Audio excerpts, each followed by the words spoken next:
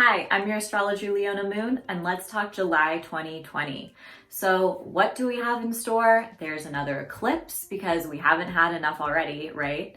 And there's some tension in the sky. But we also close the month out with a very sweet and kind and romantic aspect. So let's see how that will all impact us. On July 4th, we have a full moon lunar eclipse in Capricorn. And Capricorn wants us to think about work, government, structure, very Saturn things. What are our responsibilities? They will be highlighted during this time. This is also a very sensitive point in the sky. And at the end of 2019, we had another eclipse in Capricorn, and we'll be revisiting themes from that period.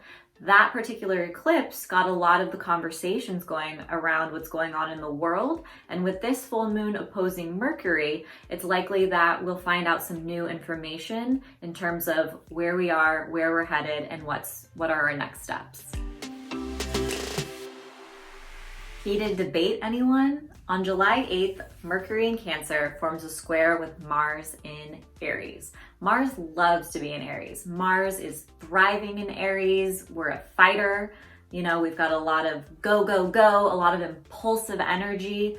And Mercury in Cancer is soft and kind and sweet. And when these two planets meet up in this tense way in the sky, it can activate us and have us rush into things. We might be overthinking things. We might be thinking we have to make a decision now. There's no time to slow down.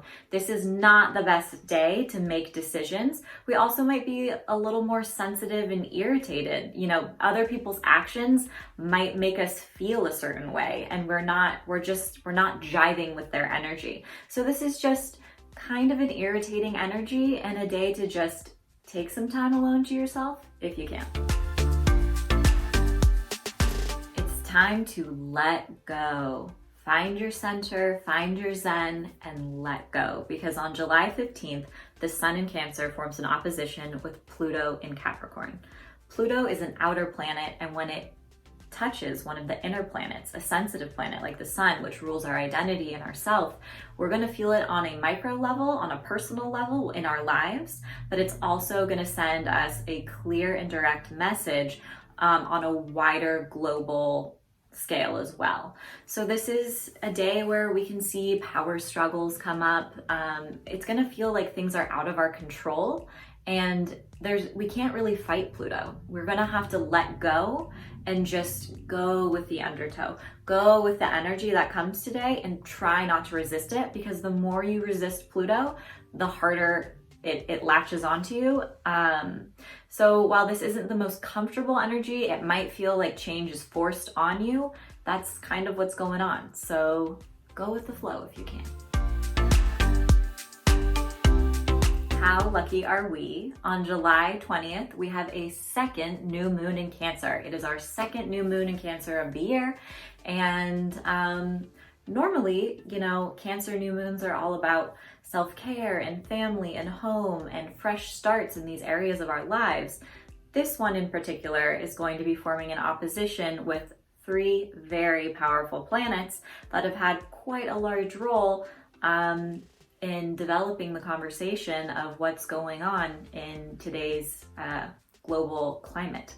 So it will be opposing Jupiter, Pluto, and Saturn. Jupiter is a planet of expansion. Saturn is the planet of restriction, fear, rules, and Pluto is the planet of death and transformation.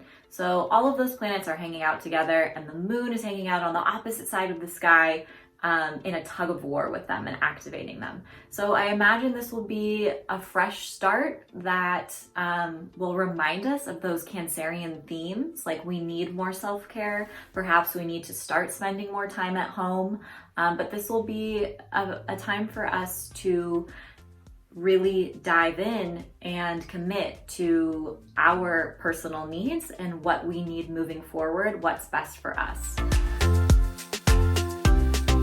Break out the tissues. On July 30th, Mercury in Cancer forms a trine with Neptune in Pisces. And this is going to be such a sweet conversation that it might even bring us to the edge of tears. These are both very compassionate and caring and empathetic water signs. So when they blend together, you know, we have Mercury who's having us communicate, and then we have Neptune that is very artistic and very dreamy and very idealistic. Neptune knows no bounds. Neptune loves love. And so we'll probably be communicating more about our feelings with our loved ones. It's also an incredibly artistic time. So this is a great time to try out some self-care through art therapy, journaling, anything creative. We're also feeling a little more sensitive, so we could take things more personally, but on the brighter side, this is really a time where we are feeling empathetic towards our fellow human being, and connecting on a deeper level with someone is super, super easy. And we could all use a little bit more of that right now, don't you think?